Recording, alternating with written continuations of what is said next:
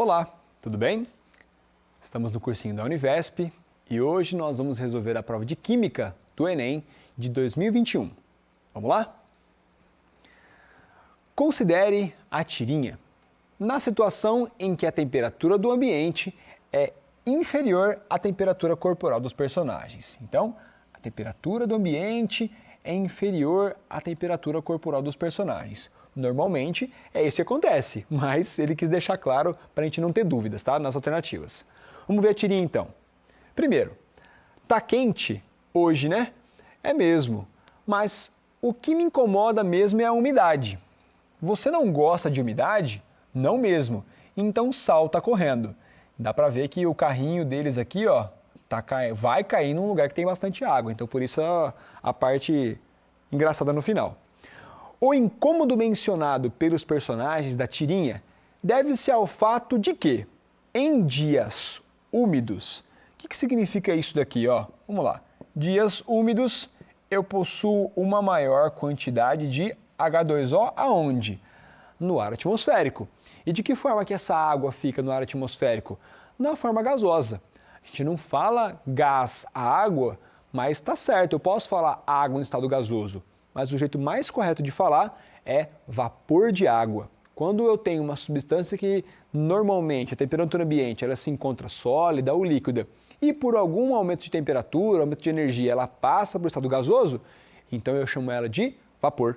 Por isso que essa representação da água aqui, ó, é comum você ver assim, H2O e um Vzinho aqui embaixo, perfeito? Significa que eu tenho água no estado vapor. Vamos ver o que ele pergunta pra gente. Por que ocorre esse incômodo, então, mencionado pelos personagens?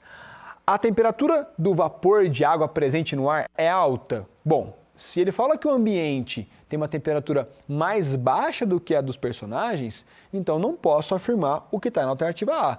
Eu não posso falar que a temperatura do vapor de água está alta.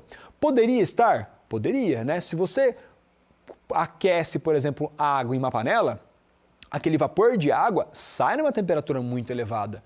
Não é o que acontece à temperatura ambiente em dias quentes. Por quê?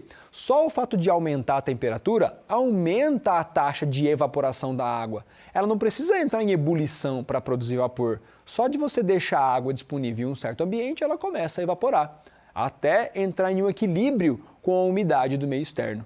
Então, eu não posso afirmar que a temperatura está tão alta assim, tá? Muito bem, porque ele falou que a temperatura do ambiente é inferior dos personagens. O suor apresenta maior dificuldade para evaporar do corpo? É exatamente essa alternativa que explica isso. Então, por que em dias úmidos o nosso suor tem um pouco mais de dificuldade e isso gera um incômodo na gente? Bom, acontece o seguinte, sendo a umidade muito alta, essa umidade chega numa certa saturação.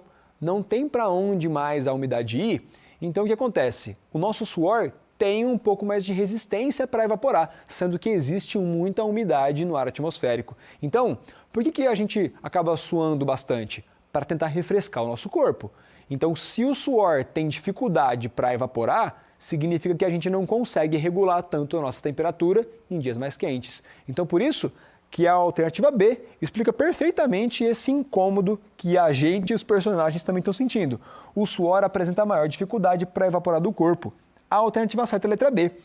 Mas vamos ver por que a letra C, D e E estão incorretas? Vamos lá. A taxa de absorção de radiação pelo corpo torna-se maior? Não acontece nenhuma modificação disso, não. Letra D.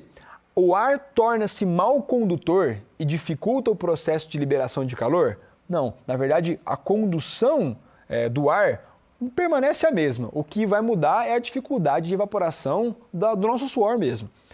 Letra E. O vapor da água presente no ar condensa-se ao entrar em contato com a pele? Olha, se é um caso em que eu tenho bastante umidade e ele encontra uma superfície mais fria, aí pode acontecer o que a gente chama de condensação. Mas não é o que acontece perto da temperatura desses personagens aqui. Então, a C está errada, a letra D está errada e aí também a letra B é a correta. Espero que vocês tenham entendido e até mais!